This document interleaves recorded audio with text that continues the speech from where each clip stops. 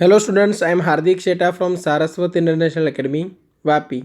आज हम standard 12 subject physics chapter number 10 wave optics में एक्सरसाइज का सॉल्यूशन स्टार्ट करेंगे। तो स्टार्ट करते हैं क्वेश्चन नंबर 10.1 से। Monochromatic light of wavelength 589 nanometre is incident from air on the surface. What are the wavelength, frequency and speed of reflected and refracted light? और refractive index आपको दिया हुआ है वाटर का 1.33। एकदम इजी है। देखो क्वेश्चन, सबसे पहले हम बात करेंगे इन एयर, मतलब रिफ्लेक्टेड लाइट के लिए।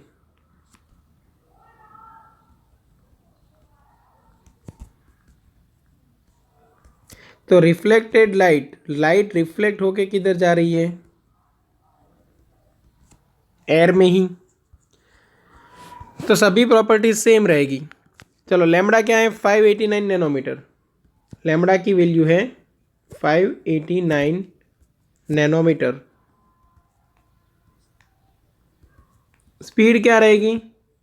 3 × 10⁸ मीटर पर सेकेंड।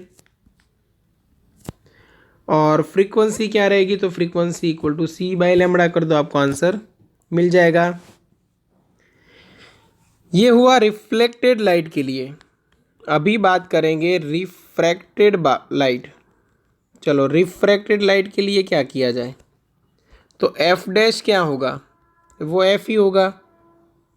मतलब यहाँ पे जो आंसर मिले वो इधर रख दो। ओके। स्पीड क्या होगी? तो c डिवाइड बाई एन, क्योंकि n equal to C by V होता है। यहाँ पे आपको स्पीड मिल जाएगी। लैम्बडा इक्वल टू क्या मिलेगा आपको? v divide by F dash. यहाँ पे आपको लैम्बडा डैश मिल जाएगा। तो याद रखो ऑलवेज, जब भी लाइट रिफ्रैक्ट होती है, मीडियम चेंज करती है, तब उसकी फ्रीक्वेंसी जो है वो कांस्टेंट रहेगी, स्पीड चेंज होगी, वेवलेंथ भी उस हिसाब से चेंज होगी। Okay. Question number 10.2, what is the shape of wave front in each of the following cases? First देखो, light diverging from a point source. अब पॉइंट सोर्स से लाइट हर एक डायरेक्शन में निकल रही है, तो कौन सा शेप होगा? स्फेरिकल। तो फर्स्ट में आंसर आएगा spherical. Light emerging out of a convex lens when a point source is placed at is focus. अगर देखो सोर्स जो है वो फोकस पे है, तो आफ्टर रिफ्रैक्शन लाइट के जितने भी रेज है वो सब क्या बनेंगे? पैरेलल। और पैरेलल रेज है तो फिर उनके लिए जो वेव फ्रंट का शेप बनेगा वो कैसा बनेगा? Plane.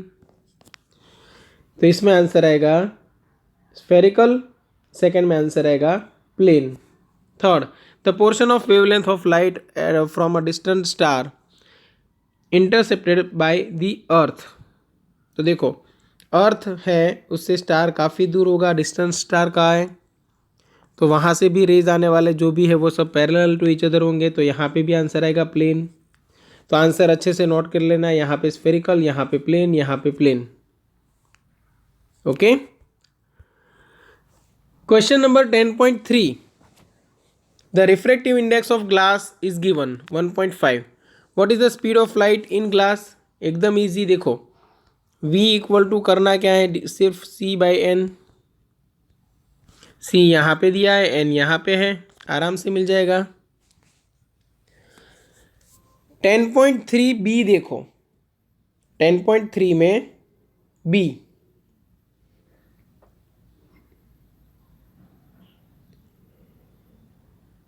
Is the speed of light in glass independent of the colour of light? नहीं। क्यों? क्योंकि रिफ्रैक्टिव इंडेक्स है वो कलर पे डिपेंड करेगा।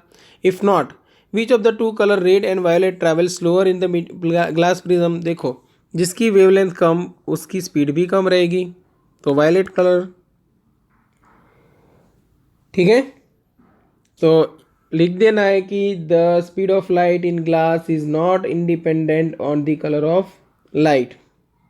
Violet light travels slower than red light in glass prism. Okay. ये हुआ 10.3 का solution. 10.4 in Young's double slit experiment the slits are separated by, देखो यहाँ पे स्मॉल डी आपको दिया हुआ है and the screen is placed 1.4 metre away, मतलब यहाँ पे आपको दिया है जो वो है capital D. The distance between the central bright fringe and the fourth bright fringe is measured to be 1.2 centimetre, मतलब ये आपको दिया हुआ है x. Determine the wavelength of the light used. Okay, एकदम इजी है। देखो क्वेश्चन नंबर 10.4 का सॉल्यूशन हम यहाँ पे कर रहे हैं। क्वेश्चन नंबर 10.4, आपके पास स्मॉल डी है, कैपिटल डी है और साथ में आपके पास एक्स भी है और आपको लैम्बडा निकालना है। और एक्स किसके लिए दिया हुआ है वो भी याद रखो, फोर्थ ब्राइट फ्रिंग के लिए, मतलब n=4 के लिए। ठीक है, तो एकदम इजी क्वेश्चन बन गया ये। करना क्या है आपको ब्राइट फ्रिंग के लिए पाथ डिफरेंस निकालना है, मतलब कंस्ट्रक्टिव इंटरफेरेंस के लिए पाथ डिफरेंस निकालना है। In case of constructive interference, path difference है x d divide by capital D equal to क्या होना चाहिए, एन लैम्बडा। ठीक है, x d divide by capital D, कौन सा ब्राइट फ्रिंग है, फोर्थ ब्राइट फ्रिंग, तो n=4। डिस्टेंस कहाँ से निकालना है, सेंटर से, मतलब सेंटर के लिए तो n=, वैसे भी 0 होगा। ओके, तो लैम्बडा इक्वल टू आपको करना क्या है, x d divide by 4 capital D. बस एक्स डी कैपिटल डी सब कुछ आपके पास है। ठीक है, तो इसमें वैल्यू रख दो, आपको आंसर मिल जाएगा। ओके, चलो next question, question number 10.5। In Young's double slit experiment using monochromatic light of wavelength lambda, intensity of light at a point on the screen where path difference is lambda is k unit। अब path difference lambda है, वहाँ पे कितनी है, k unit जितनी intensity है। What is the intensity of light at the point where the path difference is lambda by 3? एकदम easy है। देखो फर्स्ट केस, देखो ये क्वेश्चन नंबर कौन सा है, 10.5। अब हम क्या करेंगे, ये जो सॉल्यूशन है उसको दो केस में डिवाइड कर देते। केस वन में आपको क्या बोला गया है, पाथ डिफरेंस है वो लैम्बडा है। अब पाथ डिफरेंस लैम्बडा है तो फेज डिफरेंस क्या बनेगा, फेज डिफरेंस बनेगा 2 पाई, है ना। देखो जहाँ पे पाथ डिफरेंस लैम्बडा है वहाँ पे इंटेंसिटी आपको बोला गया है के यूनिट। अब इंटेंसिटी का फॉर्मूला क्या है, I=I0 इंटू 4I0 था ना एक्चुअली, हाँ 4I0 इंटू कॉस स्क्वायर 5/2। तो यहाँ पे ध्यान से देखो, ये 4I0 कॉस स्क्वायर 5 की जगह पे 2 पाई/2, क्योंकि फेज डिफरेंस कितना है यहाँ पे 2 पाई। 2 कैंसल, कॉस पाई की वैल्यू -1 का स्क्वायर हो गया +1। और ये इंटेंसिटी आपको बोला गया था के यूनिट है, तो इसको मैं नाम दे देता हूँ के लिख के, इक्वेशन 1। अब केस 2 पे ध्यान दो। केस 2 में आपको दिया हुआ है path difference lambda divide by 3। अब पाथ डिफरेंस दिया है तो फेज डिफरेंस पता चल ही जाएगा, लैम्बडा की जगह पे रख दो 2 पाई, तो ये बन गया 2 पाई डिवाइड बाई 3। अब जो इंटेंसिटी मिलेगी वो आपको फाइंड करनी थी, तो I=4I डैश। देखो I डैश यहाँ पे नाम दे देते हैं, या तो I लिख दो, कोई प्रॉब्लम नहीं है। यहाँ पे कॉस स्क्वायर 5/2 की जगह पे 2 पाई/3 होगा। ओके, तो I=4I0 को क्या नाम देने वाले थे हम, K। कॉस स्क्वायर पाई/3 मतलब 1/2 का स्क्वायर होगा। देखो 2 तो कैंसिल आउट है, तो आपको इंटेंसिटी जो मिलेगी वो K/4 मिलेगा आंसर। एकदम इजी है देखो। और यहाँ पे लिख दो from equation 1।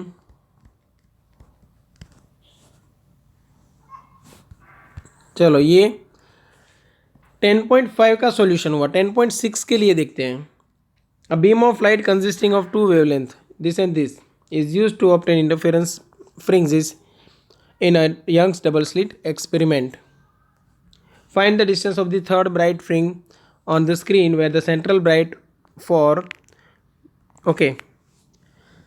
Find the distance of third bright fringe on the screen from the central maximum for wavelength 650 nanometer. Okay तो 10.6 ए में आप क्या करोगे? तो एकदम इजी है। आपको करना क्या है, सिर्फ यहाँ पे पाथ डिफरेंस का फॉर्मूला लगा दो। अब पाथ डिफरेंस क्या होगा, x d divide by capital D, और इक्वल टू आप क्या कर दोगे, एन लेमड़ा। ओके, हमें एक्स निकालना है तो n lambda capital D by small d. ठीक है,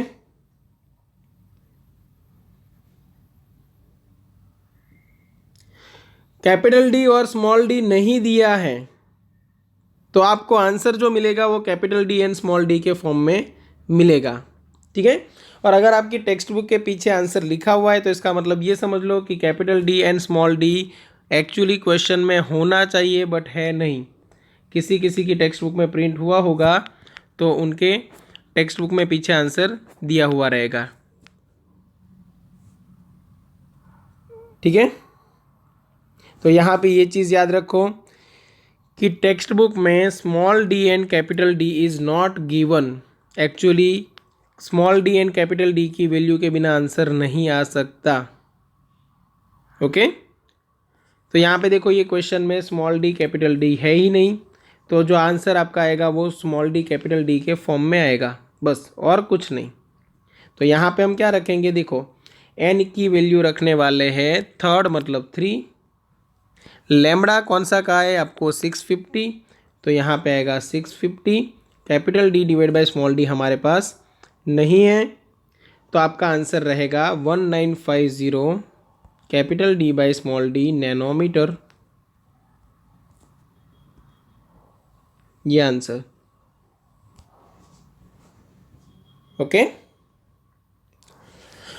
बी में देखो what is the least distance from the central maximum where the bright fringe is due to both the wavelength coincide. एकदम easy है, देखो ये इसका जो बी पार्ट है ना उसका सॉल्यूशन मैं यहाँ पे कर रहा हूँ। ए का सॉल्यूशन मैंने यहाँ पे कर दिया था आपको। अब 10.6 बी का सॉल्यूशन करते हैं।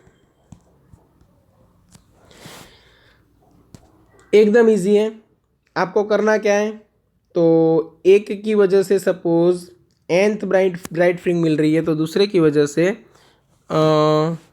अलग ब्राइट फ्रिंज मिलेगी। What is the least distance from the central maximum where the bright fringe is due to both the wavelength coincide. अब देखो डिस्टेंस सेम रहना चाहिए, मतलब x1 इक्वल टू x2। अब x का फॉर्मूला क्या होगा, n lambda capital D by small d equal to यहाँ पे भी n lambda capital D by small d, but फर्क ये है कि यहाँ पे n1 लेमड़ा 1 आएगा, यहाँ पे n2 लेमड़ा 2 आएगा, capital D small D cancel out. तो n1 बाई n2 मुझे मिलेगा लेमड़ा 2 डिवाइड बाई लेमड़ा 1। अब लेमड़ा 2 और लेमड़ा 1 की वैल्यू क्या है वो अच्छे से देखो, 520 एंड 650। तो यहाँ पे 520 एंड 650 13 से डिवाइड कर दो, 0 0 तो वैसे भी कैंसिल आउट है, तो ऊपर आएगा 4 नीचे आएगा 5, तो ये बना 4/5। कौन सा, n1 बाई n2। ठीक है, लीस्ट डिस्टेंस आपको बोला गया है। लीस्ट डिस्टेंस के लिए n1 की वैल्यू 4 और n2 की वैल्यू 5 हो सकती है। क्यों ऐसा, सोचो कि रेशियो आपको 4/5 चाहिए तो n1 4 n2 5 चल सकता है, ये 8 ये 10 चल सकता है, ये 12 ये 15 चल सकता है, बट लीस्ट डिस्टेंस के लिए सबसे कम वैल्यू जो मिलेगी वो 4 एंड 5 ही मिलेगी। अदरवाइज कोई इंटीजर वैल्यू के लिए रेशियो 4/5 मिलेगा नहीं। ठीक है, हैंस आप कोई भी डिस्टेंस निकाल लो। अभी सपोज x1 निकालना है तो n1 lambda 1 capital D divide by small d। n1 की वैल्यू 4, लैम्बडा 1 की वैल्यू आपको पता है, capital D and small d दिया नहीं है, किसी के टेक्स्ट बुक में दिया हुआ है तो वो वैल्यू रख के आप आंसर लेके आ सकते हो।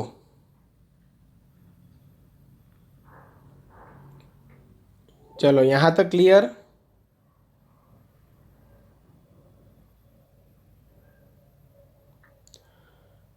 ओके, नेक्स्ट क्वेश्चन देखते हैं 10.7। In a double slit experiment, the angular width of the fringe is found to be 0.2 degree on the screen placed 1 meter away. The wavelength of the light used is 600 nanometer. What will be the angular width of the fringe if the entire experimental apparatus is immersed in water?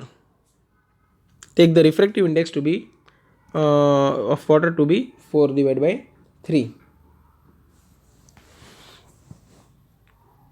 चलो यहाँ पे आपको क्या दिया हुआ है, angular width of फ्रिंग 0.2 degree है ना। तो 10.7 का सॉल्यूशन यहाँ पे करते हैं। आपको θ1 की वैल्यू दी हुई है 0.2 डिग्री, बट वो किस में है, एयर में है। तो यहाँ पे मैं लिख दूँ सॉल्यूशन, यहीं से स्टार्ट करते, in air θ equal to 0.2 degree. अब θ का फॉर्मूला क्या होता है हमारे पास, θ का फॉर्मूला होता है लैम्बडा डिवाइड बाई d। ठीक है, या तो θ एज इट इज़ रखो तो भी चलेगा, बट यहाँ पे एंगुलर विड्थ के लिए पूछा गया है तो डायरेक्ट लिख देते हैं lambda divide by small d, क्योंकि ऐसे करोगे आप d sine θ equal to n lambda. अब n की वैल्यू क्या रखोगे 1, तो θ की वैल्यू क्या आएगी, लैम्बडा डिवाइड बाई d। ठीक है ना। ओके, यहाँ पे angular width of fringe is found to be, कौन सी फ्रिंज वो बोला नहीं है, तो आप n रख दो तो भी चलेगा। तो यहाँ पे आएगा n lambda divide by small d equal to 0.2 degree, equation number 1। अब इन अनदर मीडियम, मीडियम कौन सा है देखो, वाटर, तो यहाँ पे लिख देते हैं इन वाटर। चलो θ का फॉर्मूला बनेगा n lambda divide by mu d। Mu क्या है, रिफ्रैक्टिव इंडेक्स, तो ये 0.2 डिवाइड बाई म्यू हुआ, तो 0.2 डिवाइड बाई म्यू की वैल्यू हमें दी गई थी 4/3। ठीक है, तो ये मिलेगा आपको 0.15 डिग्री। चलो ओके, अभी क्वेश्चन नंबर 10। क्वेश्चन नंबर 10 एकदम इजी है, करना क्या है वो देखो। Estimate the distance for which ray optics is good approximation for an aperture of 4 mm and wavelength. Same question जो हमने पहले भी किया हुआ है, तो यहाँ पे सॉल्यूशन करने की ज़रूरत नहीं है। यहाँ पे हम लिख देते हैं ZF equal to a² divide by lambda में वैल्यू रख देनी है बस। यहाँ पे आपको a दिया हुआ है और लैम्बडा भी दिया हुआ है, बस इसमें वैल्यू रख दो, आपको आंसर मिल जाएगा। ठीक है, तो यहाँ पे चैप्टर नंबर 10 हमारा फिनिश हुआ। नेक्स्ट लेक्चर में नेक्स्ट नया चैप्टर हम लेके सिलेबस को आगे बढ़ाएंगे। ठीक है, चलो यहाँ तक रखते हैं। Thank you.